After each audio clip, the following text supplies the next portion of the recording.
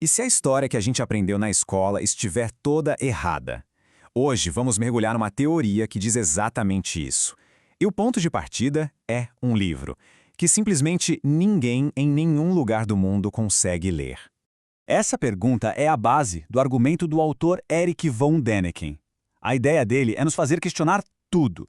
E o primeiro passo é olhar para um manuscrito que, por séculos, tem sido um verdadeiro pesadelo para os maiores especialistas do mundo.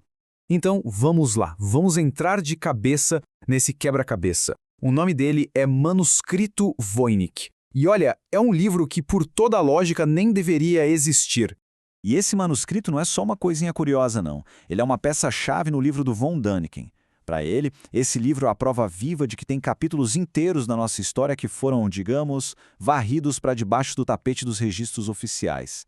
Pensem só na jornada desse livro. Ele viajou por séculos, passou pelas mãos de imperadores, de alquimistas, de estudiosos. Todo mundo tentou arrancar os segredos dele, mas nada.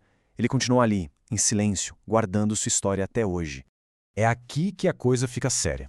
Porque não é só uma língua que ninguém conhece, é um alfabeto que parece ter sido inventado do zero, sem nenhuma estrutura lógica que os melhores criptógrafos do mundo consigam decifrar. E os desenhos, então, mostram plantas que não existem em nenhum lugar da Terra e mapas de estrelas que não batem com nenhuma constelação que a gente conhece. Simplesmente desafia qualquer lógica. E se essa escrita maluca não for um caso único? Pois é. Agora, a gente vai cruzar o oceano, vamos sair da Europa e pousar na América do Sul, onde esse mistério ganha uma camada totalmente nova e, sinceramente, bem mais estranha. Nossa parada é em Cuenca, no Equador. Lá, um padre chamado Carlo Crespi começou a receber uns presentes, bem diferentes dos indígenas da região. Eram artefatos que, segundo eles, pertenciam a uma civilização super antiga e esquecida. O que esse padre juntou ao longo dos anos é, sem exagero, inacreditável. E não estamos falando de potes de cerâmica comuns, não. Eram placas de metal, figuras de pedra, e elas mostravam cenas e símbolos que não se encaixavam em nada que a gente conhece sobre as culturas da América do Sul. Tinha pirâmide, figuras esquisitíssimas, coisas que pareciam tecnologia, enfim, coisas que, de acordo com a história oficial, não tinham como estar ali.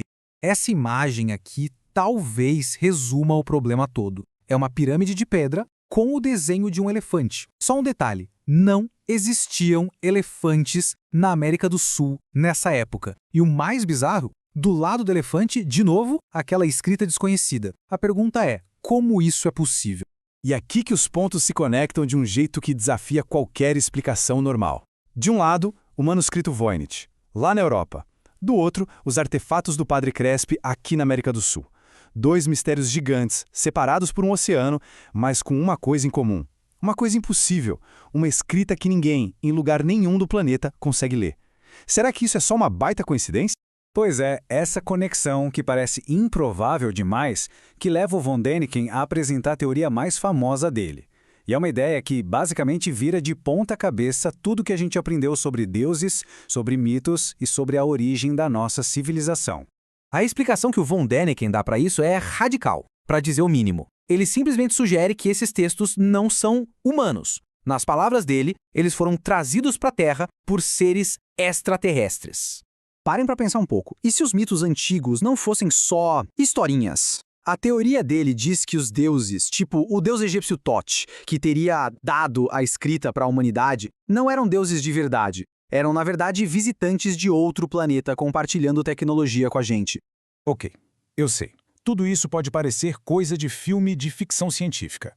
Mas o von Däniken apresenta o que ele chama de sua principal testemunha ocular. Uma figura de textos super antigos que diz, com todas as letras, que viajou para as estrelas e voltou. Vamos conhecer a história de Enoque. Enoque é um personagem fascinante. Ele é um patriarca da Bíblia que, segundo as Escrituras, andou com Deus. Mas o detalhe é que ele também deixou vários escritos, muito detalhados, sobre as viagens que ele fez aos céus. E esses textos eram tão polêmicos que acabaram sendo retirados da versão da Bíblia que a maioria das pessoas conhece hoje. E é aqui que vem a interpretação do von Däniken. Aquela carruagem de fogo não era uma visão mística, era uma nave espacial. Os anjos não eram seres divinos, eram os tripulantes da nave. A viagem de Enoque não foi para o céu no sentido religioso, foi para o espaço, e lá ele teria sido treinado por uma civilização muito mais avançada. E o mais impressionante é o tipo de conhecimento que o Enoque teria trazido de volta. Não eram profecias vagas nem nada do tipo. Eram áreas bem específicas da ciência: astrologia, meteorologia, geologia, conhecimentos que estavam séculos, quem sabe milênios à frente do seu tempo.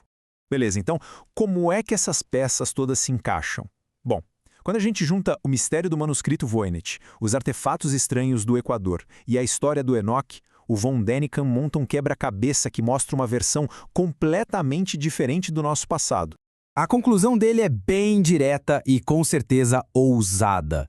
Aquela escrita impossível, tanto do manuscrito Voynich quanto dos artefatos do Crespi, não seriam só enigmas perdidos por aí. Eles seriam, na verdade, o que restou dos livros celestiais que o Enoque descreveu, ou seja, provas físicas de um conhecimento de outro mundo que foi deixado aqui no nosso planeta. E isso tudo nos deixa com a pergunta final, né? Será que esses mistérios todos são apenas quebra-cabeças da história que a gente ainda não conseguiu resolver? Ou será que eles são, como o von Däniken sugere, pedaços de uma história que nós fomos feitos para esquecer? Uma história de um passado em que, talvez, a gente não estivesse sozinho no universo?